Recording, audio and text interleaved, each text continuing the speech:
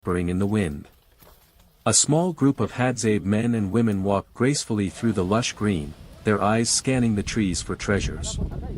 In their hands, baskets slowly fill with vibrant fruits glowing under the dappled sunlight.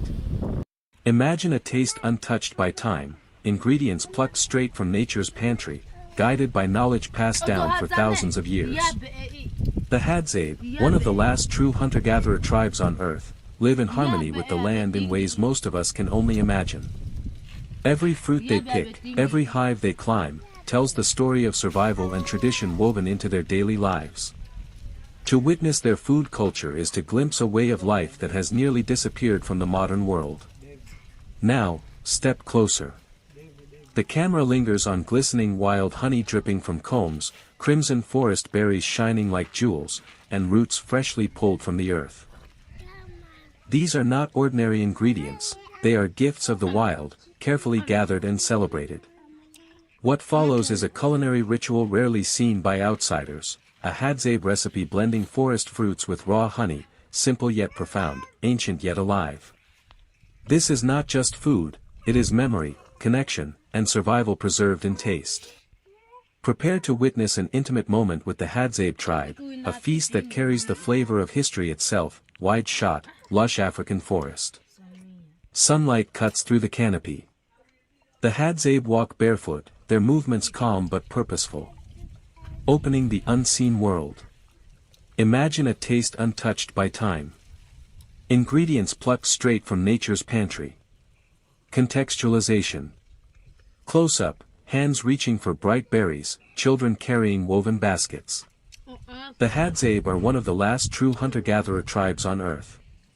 Their way of life, nearly unchanged for thousands of years, offers us a rare glimpse into humanity's ancient bond with nature. Building anticipation. Camera pans across a beehive in the crook of a tree. Honey drips like liquid gold. A Hadza climbs swiftly, retrieving the hive with ease. Here, food is more than survival, it is tradition. Every hunt, every harvest, every drop of honey connects them to ancestors who walked this same land. Ingredients teaser. Slow-motion shots, wild honey glistening, crimson berries tumbling into a basket, roots brushed clean against stone. Glistening wild honey, exotic berries, and fruits of the forest, simple, pure, untouched. Together, they form the foundation of a recipe as rare as the tribe who keeps it alive. The dish reveal. The Hadza gather, mixing honey with fruits. Children laugh, elders taste, sharing is central. This is not a recipe you'll find in cookbooks or kitchens. This is living heritage, a culinary tradition passed from generation to generation, kept alive through the rhythms of the forest. 2:10, Closing Reflection. Final.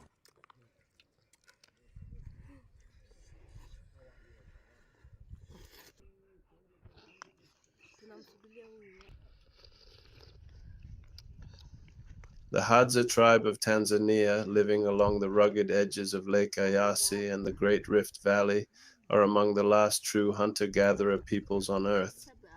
Their way of life has endured for tens of thousands of years, and with it, a treasury of knowledge that is as rare as it is profound. Among the many strands of their cultural wisdom, traditional medicine stands out as one of the most sacred, practical, and deeply respected. It is not written in books or carved into stone, but carried in memory, whispered through stories, and practiced with careful observation of the land.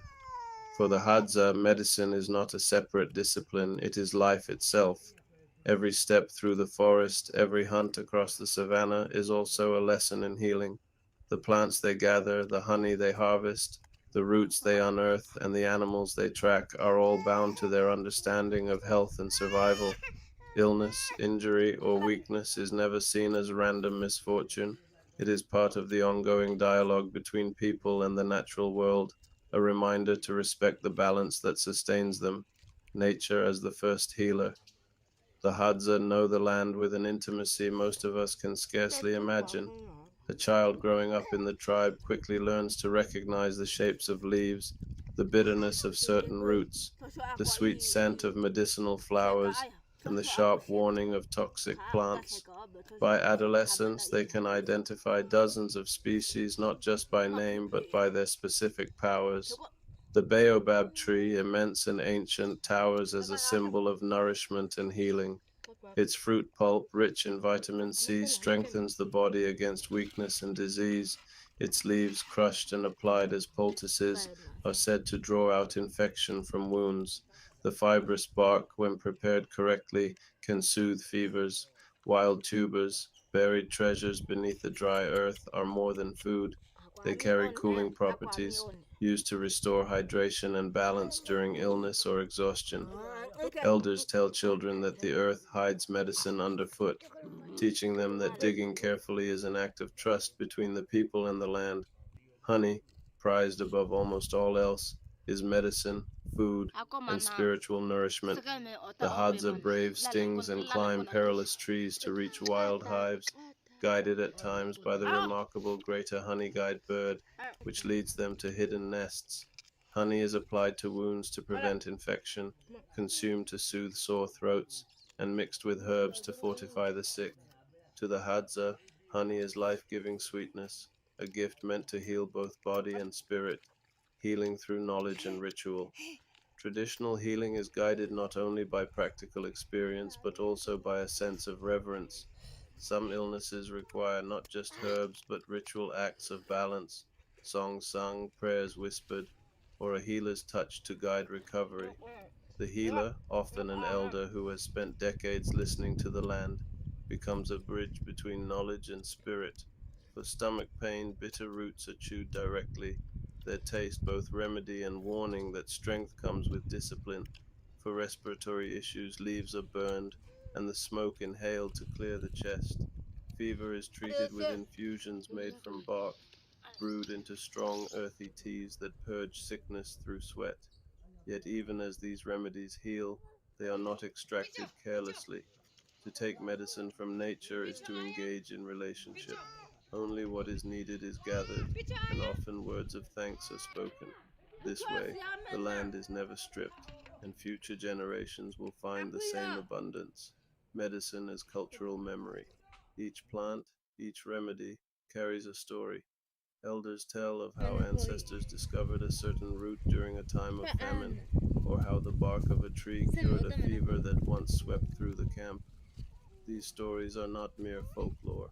They are records of survival, encoded in narrative so that every new generation will remember. At night, around fires that flicker beneath the open stars of the Rift Valley, these teachings are passed on. Children listen as their grandparents describe the properties of plants, recalling how the Hadza have walked these same lands for millennia without losing their way. In this way, medicine is not only healing but also identity, a thread that ties each person to their ancestors and to the earth itself, a lesson for the modern world. In today's world, where synthetic drugs line shelves and urban life often severs our bond with nature, the Hadza stand as living reminders of a different path. Their knowledge shows us that healing need not come only from laboratories, but can also be found in roots and leaves, in honey and water, in the wisdom of observation and respect. To walk with the Hadza is to be reminded that health is not just the absence of sickness, but harmony with the rhythms of the land. The body, the community, and the environment form a single whole. Their remedies are not relics of a forgotten past. They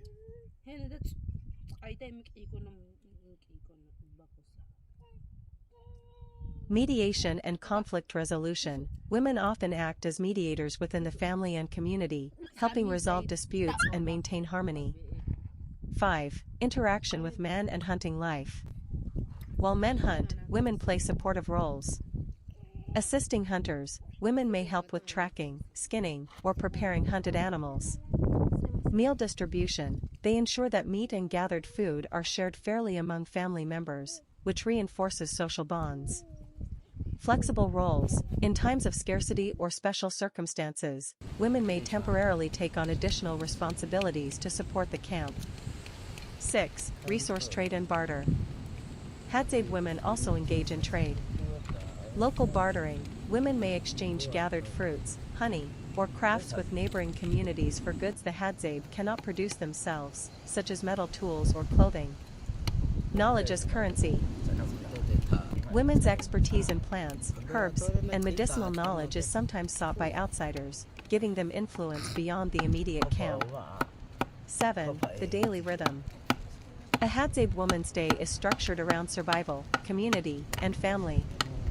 Early morning, collect water, prepare children for the day, and check camp conditions. Morning to midday, gathering wild fruits, tubers, and honey, teaching children about plants and the environment. Midday, return to camp, prepare meals, and share food with the family. Afternoon, assist in household chores, maintain fires, care for the young, and engage in social or ritual activities. Evening, cook the evening meal, supervise children, participate in storytelling, singing, or communal discussions before resting. Conclusion. Hadzabe women are indispensable to their community. While men's hunting activities often draw attention, it is the women's knowledge, labor, and social leadership that sustain daily life. They are not just gatherers. They are caregivers, educators, healers, cultural custodians, and the glue holding the nomadic community together. Without their contributions, the Hadzabe way of life would not survive.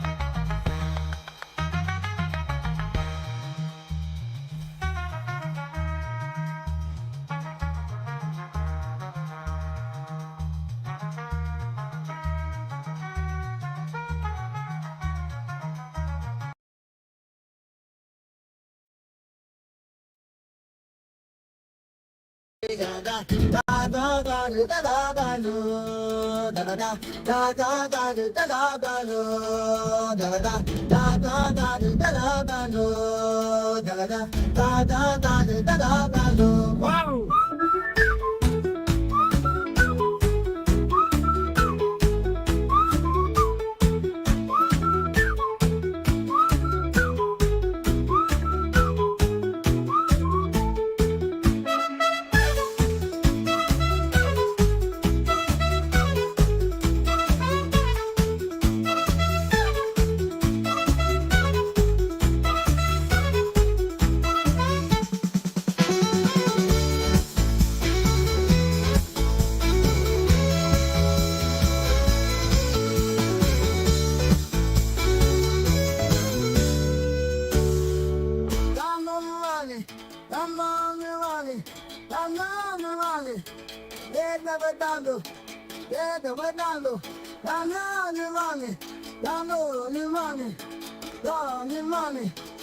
The forest awakens with sound, birds calling, leaves whispering in the wind.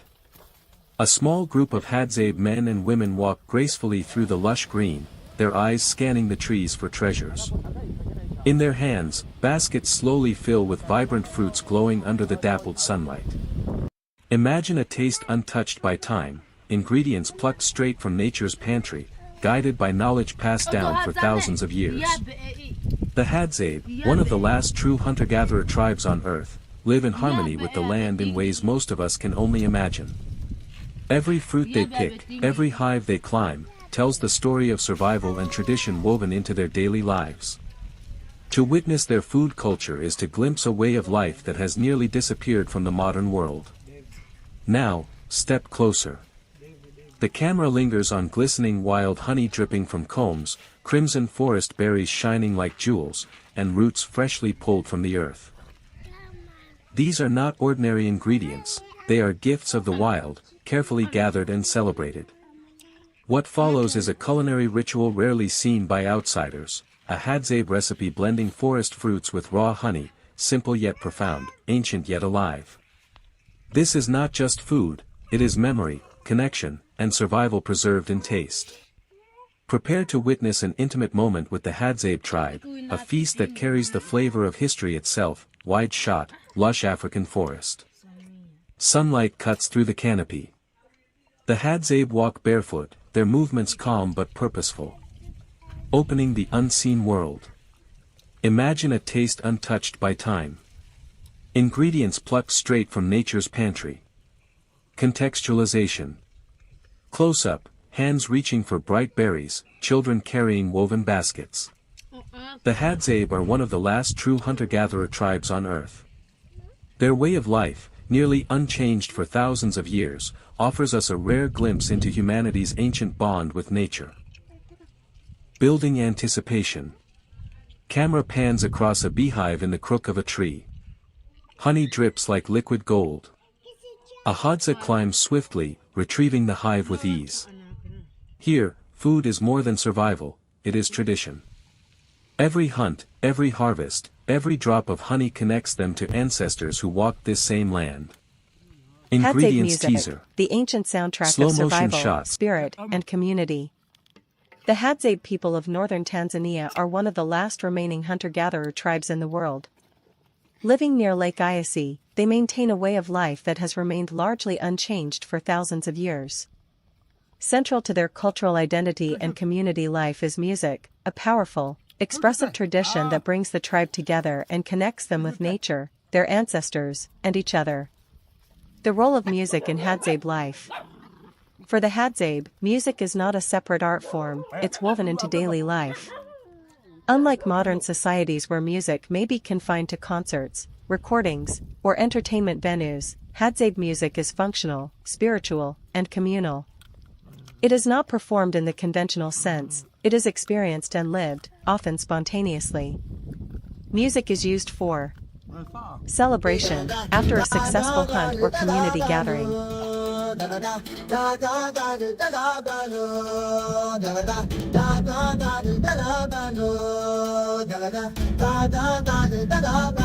Wow!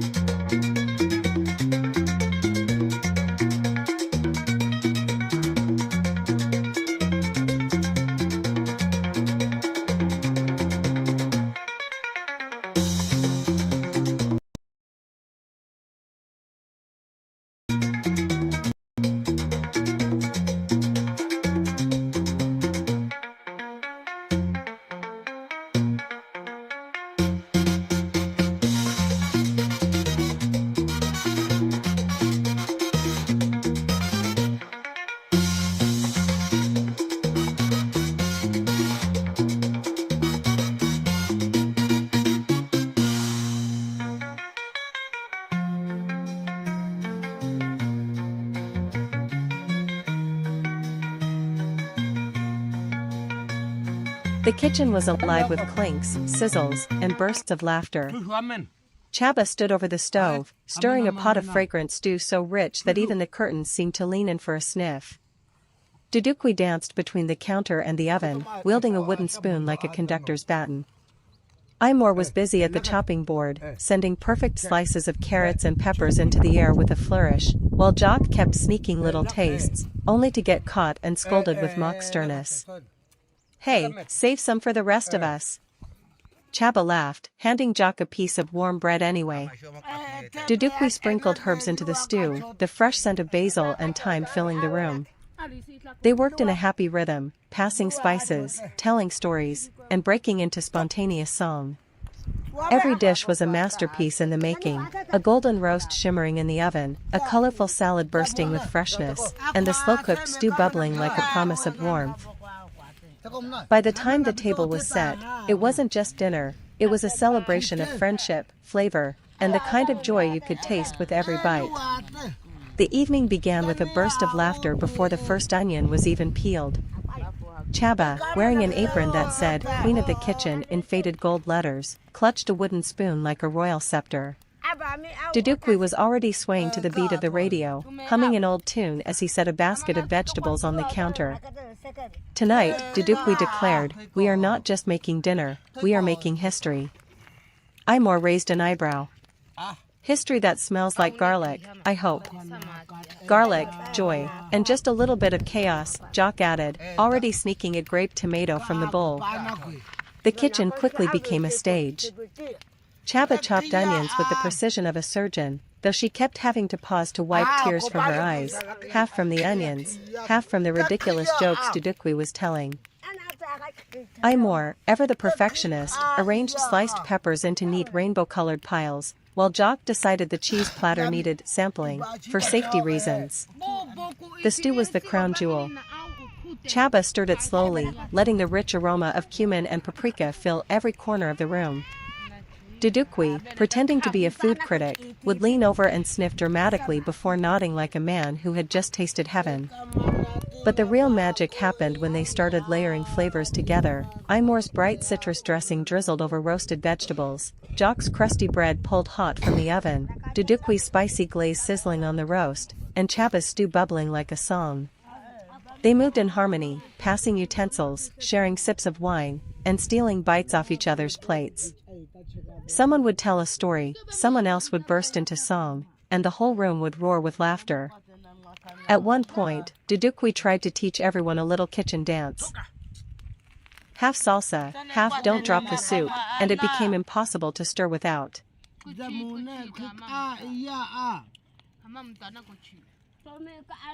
Hadzabe music, the ancient soundtrack of survival, spirit, and community. The Hadzabe people of northern Tanzania are one of the last remaining hunter-gatherer tribes in the world. Living near Lake Eyasi, they maintain a way of life that has remained largely unchanged for thousands of years. Central to their cultural identity and community life is music, a powerful, expressive tradition that brings the tribe together and connects them with nature, their ancestors, and each other. The role of music in Hadzabe life.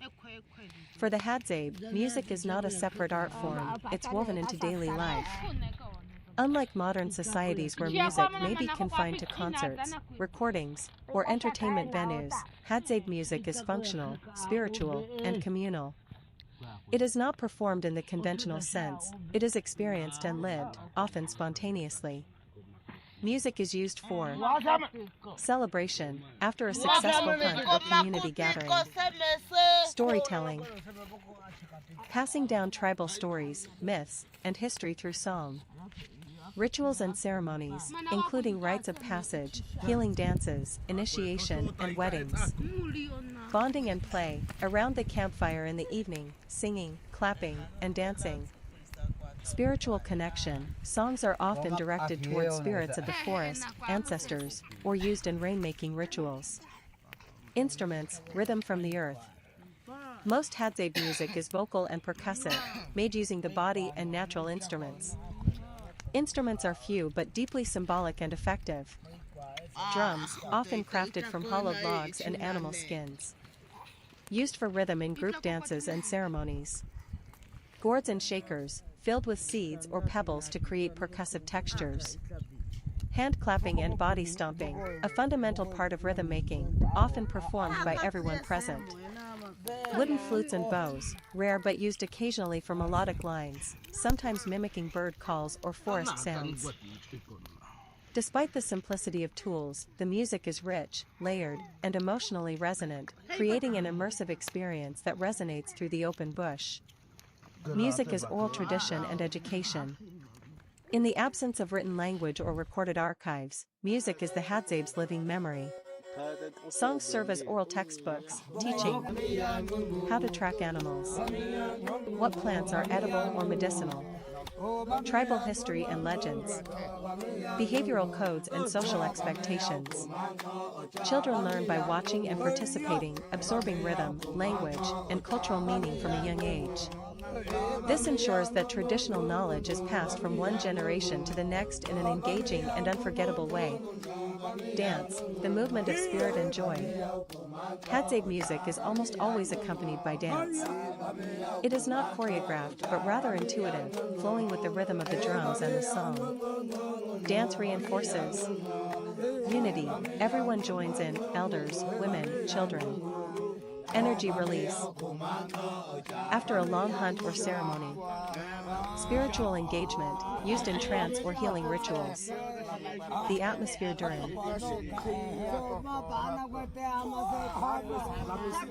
Dental click, similar to tisk-tisk, disapproval sound. Lateral click, like urging a horse to move, tisk-tsk, but more side tongue. Alveolar click.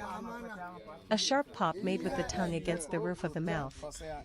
Palatal click, a more complex, tongue-curling sound. These clicks are fully integrated into words and names, not added for emphasis or rhythm. That means a name like Ghana or Zoni includes click consonants as essential building blocks, just as English names have vowels and consonants. A linguistic mystery. The Hadza language is one of the most enigmatic and isolated on Earth. It's classified as a language isolate, which means it has no confirmed relation to any other language family. Though it shares the use of click sounds with Khoisan languages, mainly found in southern Africa, linguistic studies have shown that Hadza developed its click-based system independently. This has fascinated researchers and anthropologists for decades. The fact that the Hadzabe language has survived millennia without writing, and that it's only spoken by around 1,200 to 1,500 people, makes it a living linguistic fossil, a window into early human speech patterns. Names with clicks, identity through sound. In Hadza culture, names are deeply tied to identity, environment, and ancestry. Many Hadzabe names are impossible to write accurately in the Roman alphabet because of these clicks, which means their true pronunciation can only be learned by hearing and mimicking it from native speakers. For example, a man's name might be Kuda, with an alveolar click at the beginning. A woman's name might be Noma, starting with a lateral click. These are not nicknames or special terms, they are formal, everyday names used in introductions, storytelling, and ceremonies. To a Hadza person, these sounds are second nature, but for outsiders, they require careful listening, practice, and respect. Mispronouncing a click in a name can change its meaning entirely, or make it incomprehensible. Why it matters. Preserving the Hadzabe language and its clicking names is not just a matter of academic interest, it's a vital part of protecting indigenous identity, cultural sovereignty, and human linguistic heritage. In a world where thousands of languages are going extinct due to globalization and assimilation, the Hadzabe language stands as a symbol of resilience and continuity. Their click-based names and spoken traditions represent an unbroken line to some of the earliest human communication systems. A living link to our origins. Some anthropologists believe that click languages like Hadzabe may be among the oldest spoken languages on Earth, potentially dating back to the time of the first modern humans in East Africa. That makes every name, every conversation, and every Hadzabe story told in their native language a living echo of our human roots.